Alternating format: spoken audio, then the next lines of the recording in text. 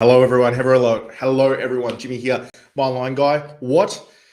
Another live stream? You can start to set your watch to this stuff. So this is week 3 of my helping business owners reduce the chance of getting ripped off when looking for digital marketing series. And this week is going to be about Facebook ads, a topic I get asked a lot about. That is simple enough to understand that a business owner has a crack themselves, but very difficult to master and ends up costing business owners a lot of money when they do try it themselves. Today I've got to be reasonably quick. I've got a phone call at in half an hour from now. So I need to organize that. But I just want to get straight into it. So today I'm going to talk about Facebook ads, a bit of an overview of what they can and can't do, and what makes a good Facebook ads campaign. And then from there, later on the week, we'll talk about some red flags, pros and cons, things like that. So Facebook ads, everyone's seen them.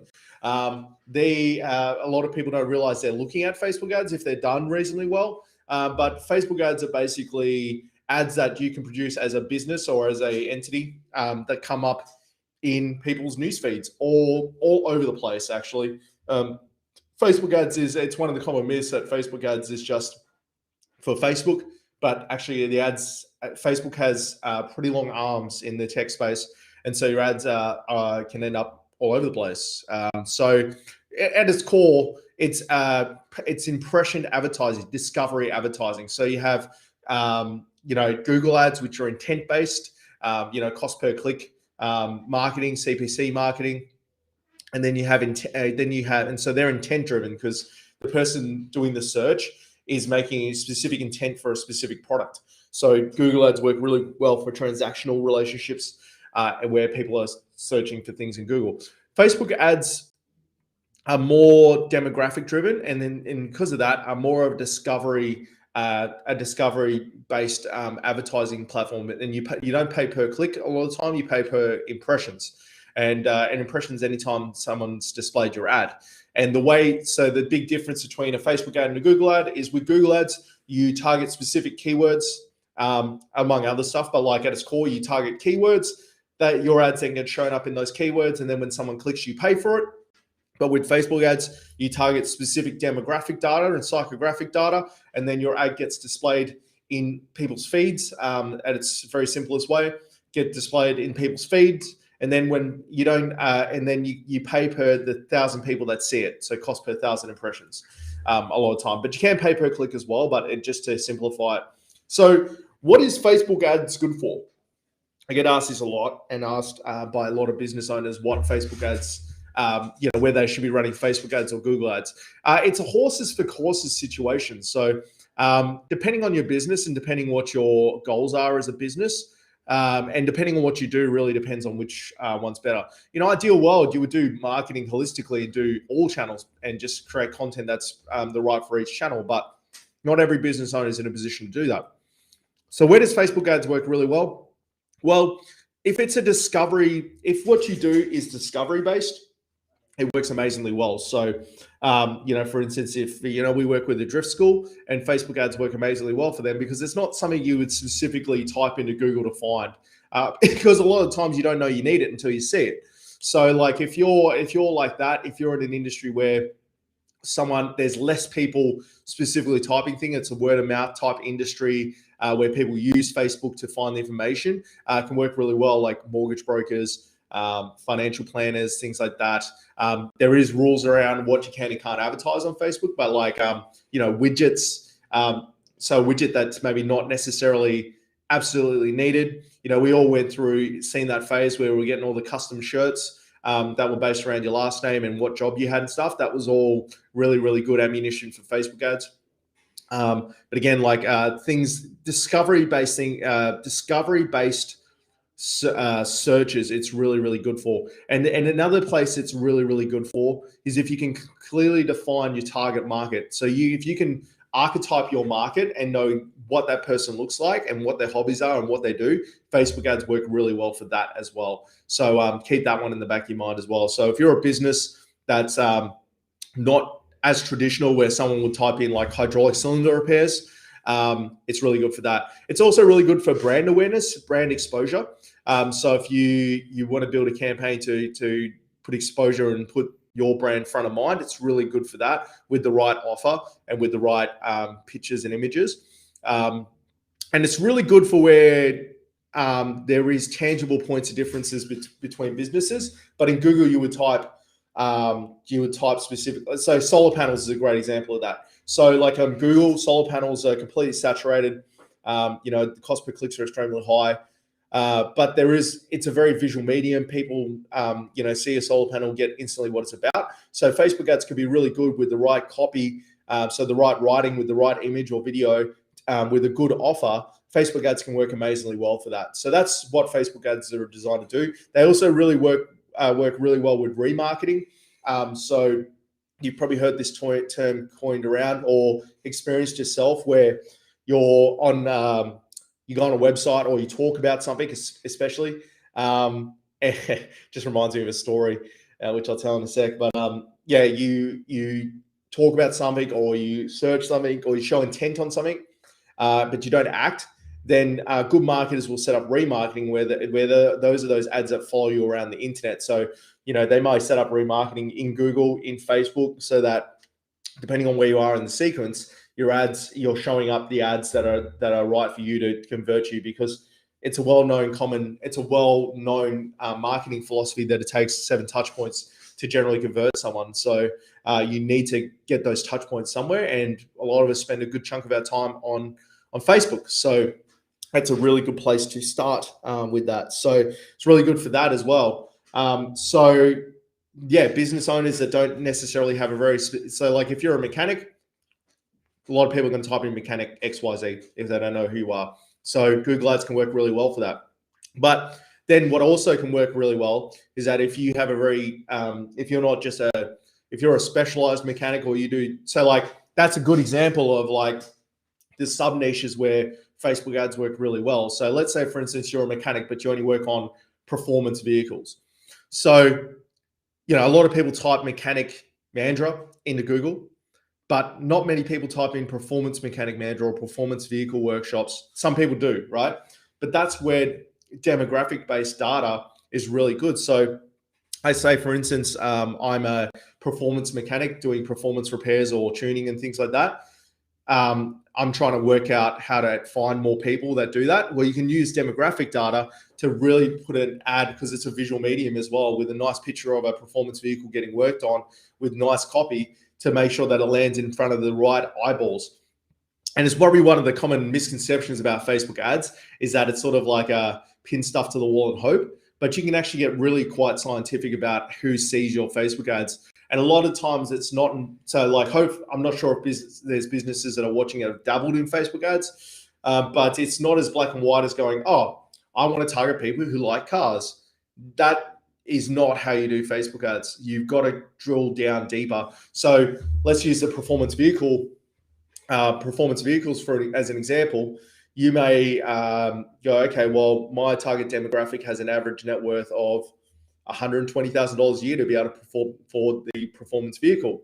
Now, let's say I target European vehicles. You might go, okay, well, I want people that like this, like Top Gear, or a part of a golf club, or a part of these groups.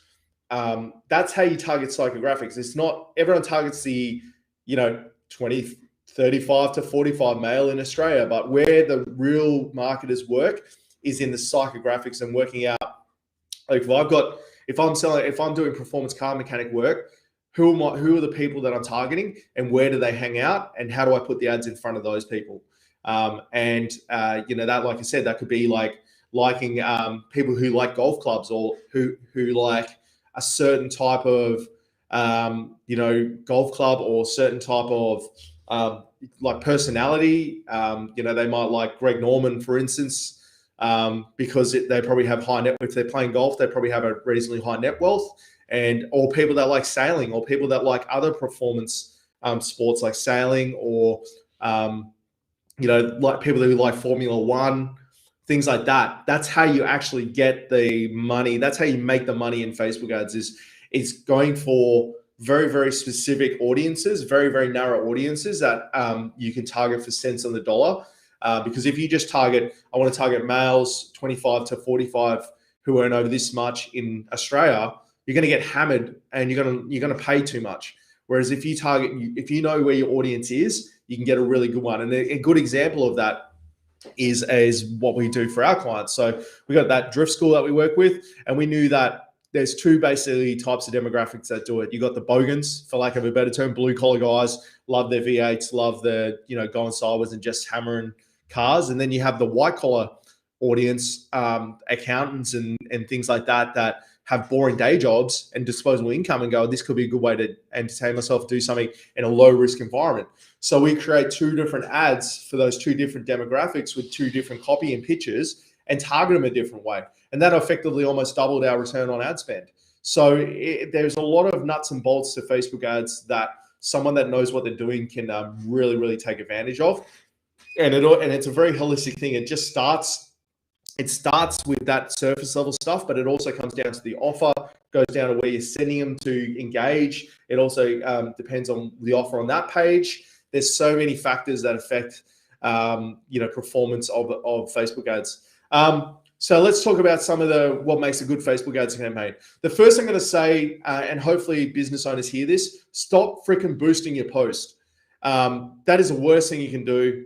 It basically, long story short, what a boosted post does that's different to an ad is it only targets your specific demographic that's online the very time you boost that post at that time. So like if it's you boost that post at 6 o'clock, it will only target the demographic that you put in there on the day you do it. You can't use lookalike audiences. You can't narrow down your audience enough.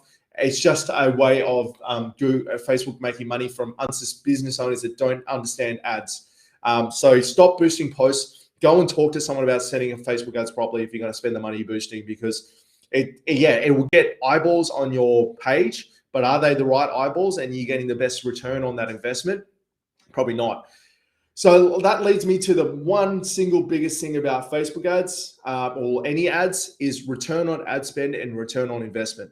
It's probably the most misunderstood part of ads, but it's probably the most important. And we're going to talk a lot about ROAS, which is return on ad spend, and ROI, which is return on investment. We're going to talk a lot about that because that is how you should be measuring campaigns and Google ads, Facebook ads, anything is on.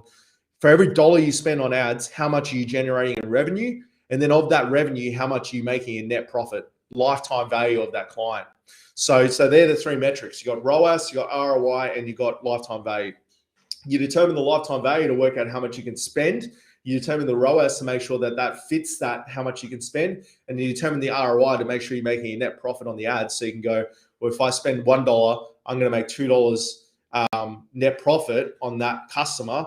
I can run as many ads as I want because for every dollar I'm spending, I'm making $2. So it's important to think like that. If you don't know those numbers, you're never going to get that good a result with ads. Unless you're doing a purely brand awareness campaign that's intangible, and then you'll be able to measure that other ways using different traffic solutions. But that's the first thing you should be doing is working with a company that tries to work out your ROAS, return on ad spend, and you need to know your numbers going into the ads. So you need to know ideally. So like as an agency, what helps me out is if you ideally know what your return on your ad spend is. What your return on your current advertising activity is, what your lifetime value of your clients are. So everyone, the biggest thing business owners should understand about marketing is that it's a lot cheaper to reactivate someone and get someone to spend more when they've already used you than it is to just keep acquiring new customers. And you wonder why, I had this conversation the other day, he couldn't understand why bigger businesses were able to acquire people at a loss, based on our numbers. I said, well, they acquire them a loss because their lifetime value is higher. So you can acquire someone at a break even or a loss. Let's say, for instance, the lifetime value of the person is $200. You can acquire them for $100, knowing that, and that may be more than their initial purchase. But then you have activities that reactivates them. Then the lifetime that you acquire, they're in your ecosystem. They're constantly buying. It works out to be profitable. But you need to know those numbers. So that's what makes a good Facebook ad campaign is if you know your numbers. So you know what your revenue is per client. You know what your gross and net profits are on the products you have, and you know the lifetime value of your client. A good marketer can work out the rest. They can work out what the ROAS needs to be. They can work out what an acceptable return on ad spend is. They can work out what a return on investment is. And then it's actually irrelevant what the clicks are, the cost per impressions are, or anything like that, because it's about acquiring people for a certain price. You may go, we can afford to acquire people based on our lifetime value and the revenue we generate for $20 a person. Okay, cool. So we need to get a ROAS of at least 4. But that's not the full story, because like you can acquire someone for $20, but that means you actually, like, if you convert at 25%, it means you actually have to acquire people at $5. Or if you convert at 50%, it means you have to acquire people at $10. That's what a good marketing company will do, is sit down with you and help you work those numbers out. Because you're not expected to know those numbers, that side of it, but you are expected to kind of know your business well enough to be able to feed the information we need to be able to process and go that. And I assure you, if you take the time to learn those numbers and work out what those numbers are, you will get way better outcomes from your ads, because you'll be able to compare your ads to other marketing activities you do. Like you may go, okay, flyers are more expensive, but they convert at a higher rate. Or you may go, if you compare the flyers to the ads are way more cost effective because they convert, 1 in 4 inquiries we're converting. So we have a 25% conversion rate. It's costing us $5 a client to acquire. We can spend up to $20 to acquire a client. So there's our $20. Okay, we'll spend, we'll just turn our ads up until one of those numbers changes. So you might be running $1,000 a month on your ads. You might go, well, I just keep ramping them up until those numbers don't make sense anymore. And then you reassess them, tweak them, change them. That's what good marketers do. That's what a lot of businesses don't do. And then they just spend money without realizing whether they're actually making money or not. They feel like they're making money because they're making revenue, but when you actually break down the numbers, they're not. And we have a business that we're watching at the moment that's doing exactly that. They're actually losing money acquiring people, but they're not doing anything to try and increase the lifetime value of them. So they're just, for everything they're selling, they're losing money, and they're not going to make it up long term. So you'll see that some really large businesses are quite aggressive in acquiring customers because they know they've got a fully robust funnel to turn them into get a higher lifetime value from those people. So just to keep that in the back of your mind too. It might be worth working on the bottom of funnel and working on how you can get those people that you have at the moment to re-engage or give you referrals or increase the lifetime value of those people, so that you can pay more for your clients. So like at the moment, I know our numbers. We don't run any paid advertising, but if I did, I could probably acquire someone for around $700 because I know the lifetime value is so much higher. And, so I'm happy to pay up to $700 to acquire a client or acquire a lead, acquire a client. So we convert quite high. So we could probably pay $500 to acquire a good lead. But people need to know those numbers. Any marketing company should know their own numbers with that too.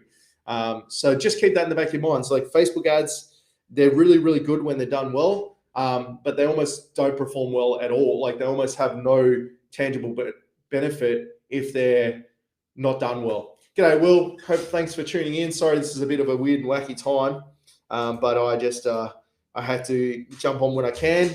We're just talking about Facebook ads and cost of acquisition and return on ad spend. So they're the key numbers that businesses need to know.